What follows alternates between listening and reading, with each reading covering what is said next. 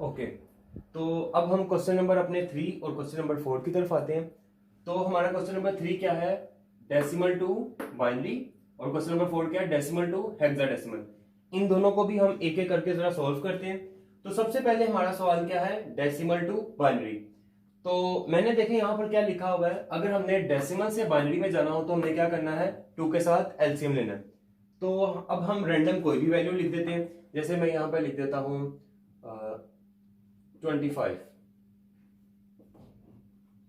Okay, अब हमने इसका क्या करना है? एलसीएम लेना है, सिंपल।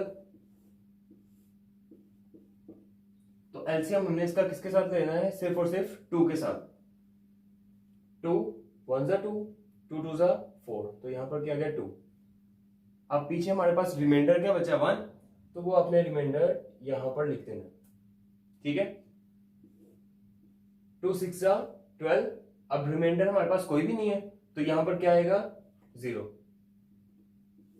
2 3 जा 6, रिमाइंडर 0। और इसी के साथ 2 1, और यहां पर क्या आएगा? 1।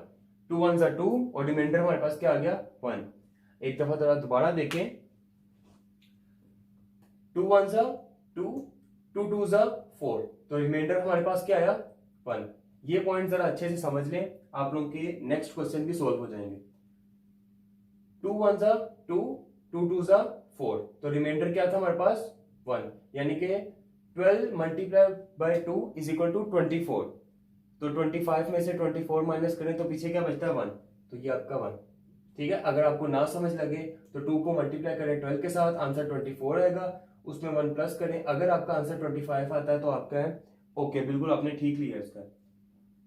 2 6 जा 12, रिमाइंडर क्या आपका? 0। 2 3 जा 6, रिमाइंडर क्या आपका? 0, क्योंकि कुछ बचता ही नहीं है। 2 1 जा 2, अब रिमाइंडर आपका क्या बचा? 1, तो ये 1 लिख दिया। अब आपने इसको बाइनरी में चेंज कर दिया हो, तो आपने कुछ इस तरह इसका आंसर लिखना है। 1 1 0 0 1। ये आपने डेसिमल टू बाइनरी एलसीएम लेकर सॉल्व कर लिया। तो ये आपका सिंपल छोटा सा क्वेश्चन था। इसको जरा एक दफा आप देखें।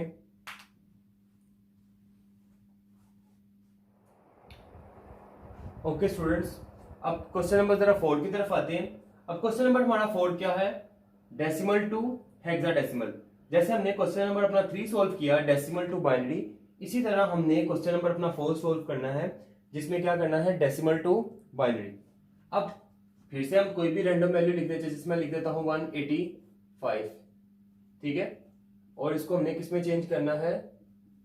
हेक्साडेसिमल में।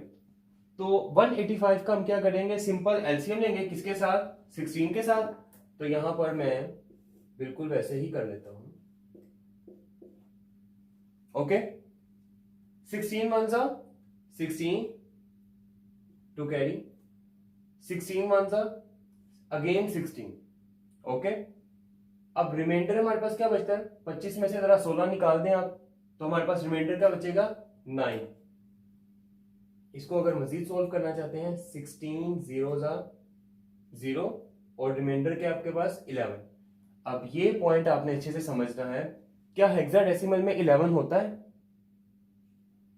नहीं होता। हेक्साडेसिमल में 11 नहीं होता, इसलिए यहां पर क्या आएगा? बी, क्योंकि हेक्साडेसिमल में 11 की वैल्यू क्या आती है? बी। तो अब इसका आंसर क्या हुआ? 0 B 9। ठीक है, और इसकी बेस क्या है? 16। ओके, एक और एग्जांपल हम समझते हैं। इसको मैं जरा रेज कर देता हूं।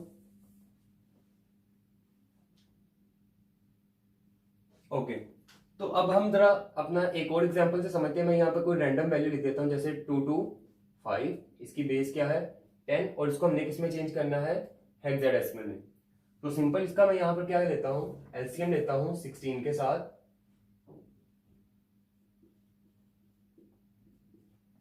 ओके, तो 16 1 जा 16, 6 कैरी। अब 16 4 जा 64, तो यहां पर क्या आएगा? 4, रिमाइंडर आपके पास क्या है? 1। ओके 16 0 60 और यहां पर आपके पास क्या बचा 14। अब अगेन वही सवाल, क्या हेक्साडेसिमल में 14 वैल्यू होती है? क्या हम यहां पर 14 लिखें या इसकी जगह ई लिखें? तो हेक्साडेसिमल में 14 नहीं होता, उसकी जगह क्या होता है ई। तो यहां पर किसकी वैल्यू आएगी ई की। तो अब आपके पास जो फाइनल आंसर आया वो क्या आया 0 E 1 और उसकी बेस क्या है 16। इसको जरा आप अच्छे से देखो,